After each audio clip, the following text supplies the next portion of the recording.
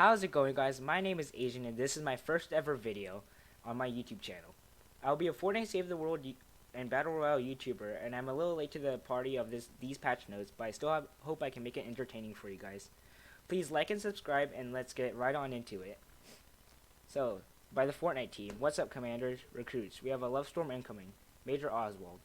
No dancing questline. Major Oswald will not allow home base to suffer at the hands of the enemy, the dreaded Love Storm. Operation Broken Hearts begins at 08 right now. Defeat Homebase's most prominent enemy to unlock Stoneheart Pharaoh. So this is a skin from Battle Royale. It's like the girl version of the Blend Ranger.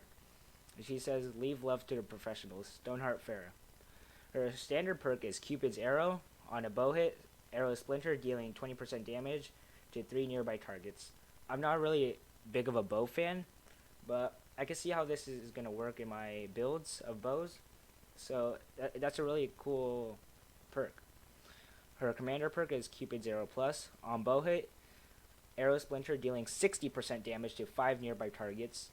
That's a really good damage buff in my opinion, because bows do a lot of damage to single targets. They will now have like AoE damage. So war games, Major Oswald's war games and drills are back in full effect.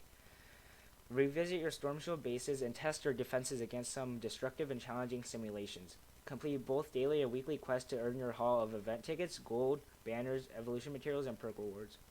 So back then they nerfed war games because people were just AFK farming them. I wonder if they'll still be farmable right now, as they're going to give tickets now. And I'm pretty sure they took tickets out because of that reason. Got a new hero, Dashing Hawk. Follow your heart to Hawk, Dashing Hawk. His standard perk is absolutely stunning. Lefty and righty shots have a 37.5% chance to stun the target for 2 seconds. No, I don't know if that's good, because lefty and righty, they need a damage buff, not a additional like other thing.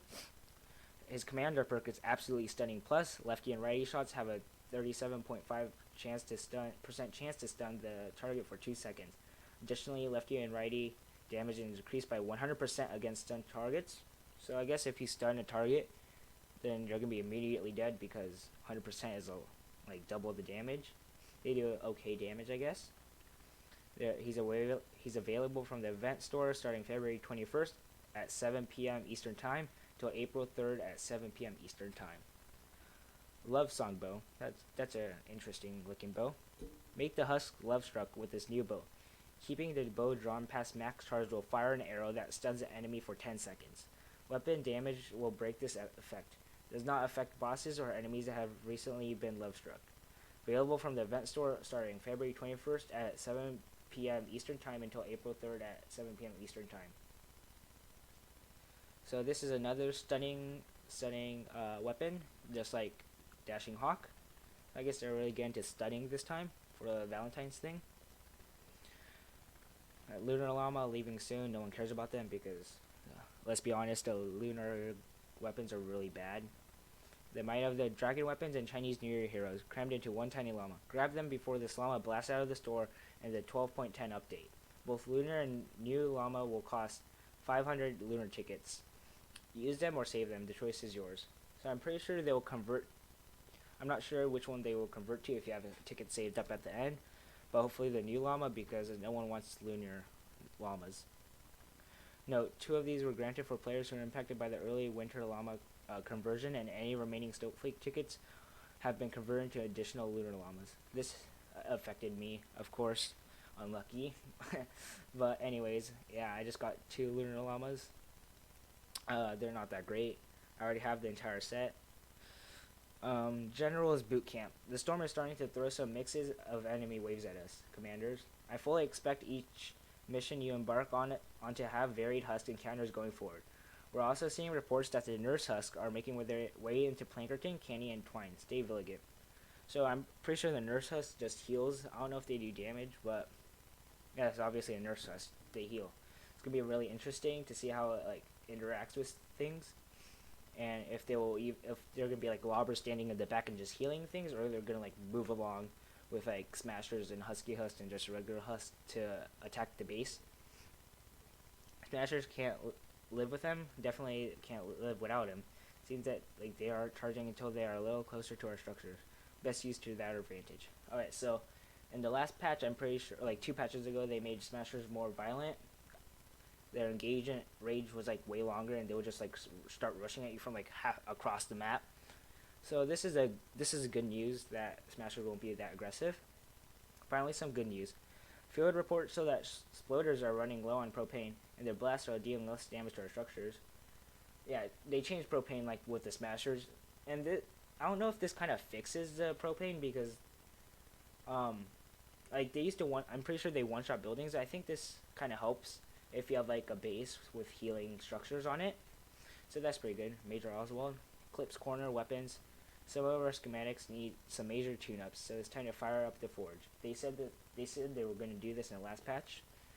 We made some serious enhancements to many ranged weapons, most notably shotguns, snipers, bows, grenade launcher, and some of our older weapons. Yeah, they were underperforming from the newer weapons like the retro sci-fi, mythic, things like that.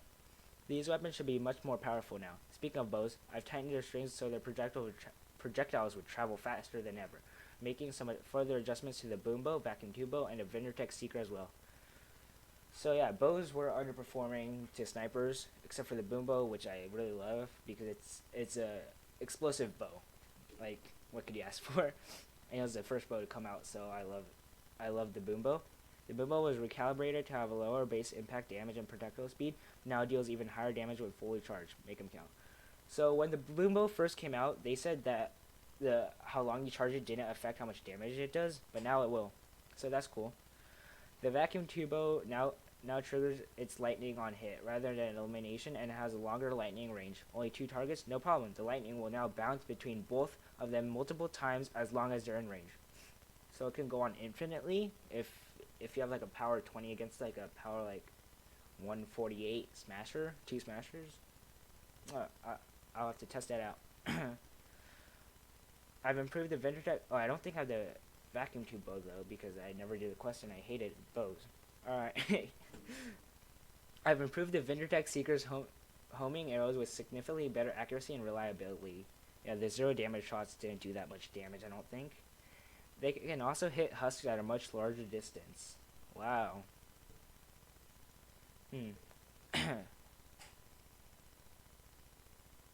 Yeah, that's an interesting change. The Vindertech Seeker is was absolute garbage. Because like sometimes you just charge it all the way up and 0 damage. And that's a lot of damage. Additionally, some small impact changes were made to the following. Retro Sci-Fi Assault, Neon LMG, Neon Assault, Retro Sci-Fi Pistol, Tiny Instrument of Death, Zap Zap. Fear not, I've made them eligible for the reset in the case a slight impact reduction isn't your style. Oh, they got impact reductions.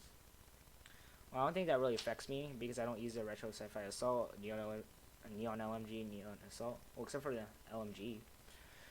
Finally, utility perk slots on weapons, such as reload speed, magazine size, durability, and stability, cannot be rolled to damage if you want to go all out in those tests. Alright, I think that's a pretty good thing, but I would prefer it for crit damage or crit chance because those are the best 2 perks you can have. Traps. Let's move on to those underperforming traps. Gas traps. I've enhanced the damage of just about every trap with the exception of gas and broadside traps. Okay, the 2 best traps. These are really extremely powerful and are seeing a minor reduction. Both are eligible for reset as well. Probably do that because I want to test out other traps to see how good they are. I've had a pretty big breakthrough on nature traps. Turns out that you could put energy damage on them if you turn the capacitator flex just right. Either way, this is a new standard option for our nature traps. Yeah, nature traps from goods such as ceiling zappers. I think that's what they're called. Yeah, I think that they'll replace gas traps now because they had a lot of AoE too. I tightened the spring load on the ceiling drop tires to have a little bit more bounce off the release. This will let them hit multiple times. Take that husk. That ceiling drop traps will have AoE damage too. They're really like improving, I think, ceiling traps to like get people to stop using gas traps. I think the gas traps are like dominant and nobody else used anything else. My new favorite out of this change is the increased range to the ceiling electric field traps. Oh, yeah, that's what they're called. The like round things that like shock them. It's quite shocking how much stronger they are with this new range. Stacking multiple in an area will brighten up your day or night. Finally, an anti-air trap was lacking some proper range. I fixed it with a new range increasing perk. I think they should have increased just a regular base range instead of making a perk, because like there's no perk that's a like range, I guess. Never seen a range perk. Director's update. Well, commanders, I've had some time to think through the Business Wolf dungeon package stragavanza. What if this HUD was on other missions? Time to find out. Make sure you adjust your HUD settings for optimal efficiency. And I put my like graphics and stuff all the way up when I'm playing Save the World, because it just looks better.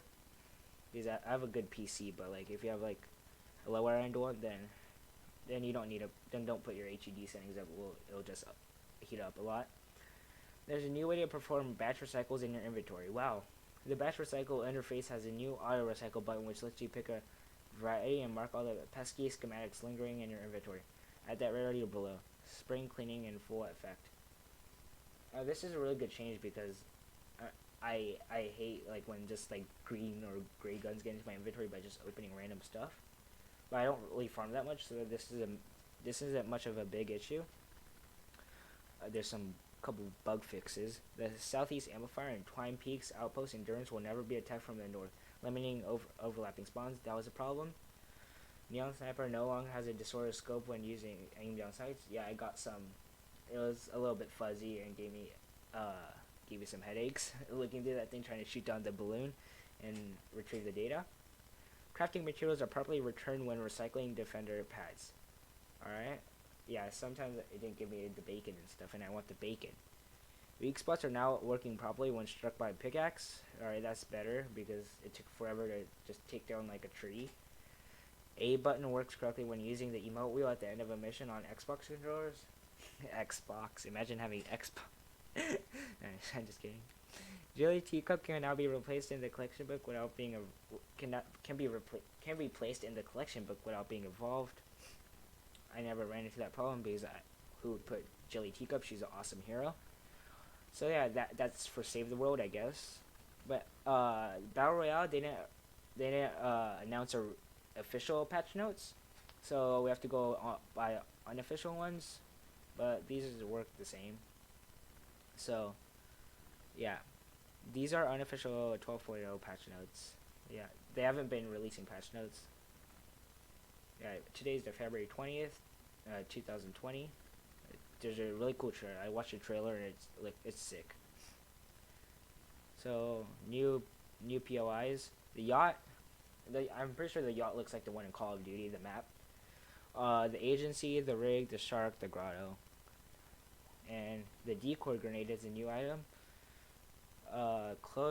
Make a clone of yourself that will distract your enemies. I don't know how OP that will be, or if the clone will have like a different like, or if it will like be like a hologram, like kind of blue, to like not resemble your exact self. Throw consumables. It looks like you can now throw consumables. Yeah, that's cool. They patched the gifting battle pass glitch, and new items and weapons. We needed this. Battle Royale was becoming so stale. Like I just played creative at that point, like every day, because I didn't want to play the regular match. Like there's no new weapons, no nothing. Just wasn't fun. I hope they keep adding new stuff every week like they used to. It wasn't overwhelming, I don't think. Like they could just add it like one thing every 2 weeks, because that kept the game fresh and that made it fun. And they could just keep competitive. If competitive is complaining about it, like the boombox, they could just not add it like until like a couple months later. A new pool of items: boom bow, heavy sniper, minigun. I love the minigun. C4s, suppressed assault rifle, suppressed pistol, suppressed SMG, suppressed sniper rifle, drum gun. It's a mythic, grappler mythic, and scar mythic. Why did they make the scar mythic? I saw the mythic guns. I don't think they have to make the scar mythic. The scar was perfectly fine. Just one more damage from the purple one. Some items have now been thrown into Fortnite. Well, damage traps. Oh. No, not the damage traps. Like you're not gonna be able to clutch up anymore. A bolt action sniper rifle because it underperforms to the heavy some rarities of the rocket launcher and SMG. All right, that's okay. Deadpool, yeah, Deadpool is pretty good. Like if you watch the trailer on the bottom right, there's a Marvel logo. So yeah, Deadpool's a really good like he looks really good. New skin building arena, Maya. Yeah, I saw that. She's like I think it's the halfway tier of Battle Pass. Maya is one of the new Battle Pass skins in Season 2. She has a customizable skin. You could change her hair and her clothes to suit your needs. As far as you know, she'll be the only skin with this ability, but expect more to come out in the future. Yeah, that's a really cool aspect. They're letting us have some freedom with the skins. Not save the world, especially not save the world because they like postponed the skin thing so many times. The map, look, the middle looks kind of different. License emo option, yeah, because streamers were getting rickrolled, getting their videos demonetized. It's right there if you guys need it. It's under audio and then bottom. Team Rumble changes. All weapons blue or better. Bandages removed. Battery deployment now free ability. 150 match granted at the match start. Skill-based matchmaking turned off. Increased the limb goal to 125. This doesn't really affect me because I don't play Team Rumble that much. But for those of you who play Team Rumble, then I think those are pretty good changes. There's more mats, the more loot. It'll be easier to kill people. Bug fixes, general issues. Yeah, the friend menu was like absolute AIDS when you're trying to scroll down. Yeah, players may get stuck on a loading screen. Players may be unable to select traps. Yeah, that was a problem for my controller friend. Royale issues. Player may experience a crash when selecting the controller menu. Players can get stuck in the lobby with no input being recognized after refunding a purchase. PC players who receive a party invite before getting to the lobby may get an error message. Yeah, that happened to me a couple of times when trying to join my friends. Pressing the button to switch to pickaxes may instead result in picking up a teammate. That happened to me so many times, and that causes a lot of my deaths. Parental controls. Players may be temporarily unable to move or do any other action after emoting. I never experienced that. Using one of the movement keys to exit the inventory can cause a delay when subsequently trying to use one of the keys to move. Save the world issues. Interject seekers. I don't know why they didn't fix it way before because they could have fixed it in 11.50, but they still didn't do that. I don't know why. And Beach North have been overlapping spawns in the Twine SSD. This causes the player to build structure to be destroyed. I don't do my Twine SSD because I finished it. Sometimes the teammate info in the game UI and menu does not properly load in. Scope on the Neon sniper rifle, that was AIDS. Not ADS, it's AIDS. Just add an I right there. See my cursor. Crafting materials are not properly returned when recycling a defender pad in the main menu. Mobile issues, I don't play on mobile so you can read those. Just pause the video. Creative, the yacht, the Call of Duty yacht. There. Shark Cove. Islands, you can read all these creative ones. I don't really make stuff in creative, so yeah. So those are all the patch notes for Chapter 2 Season 2. I hope you enjoyed. Please leave a like and subscribe. And I'll be sure to make more videos like these and make it more interesting because this is my first video. I'm in a rush because I have to do something else. Quick edits. And I'll see you next time.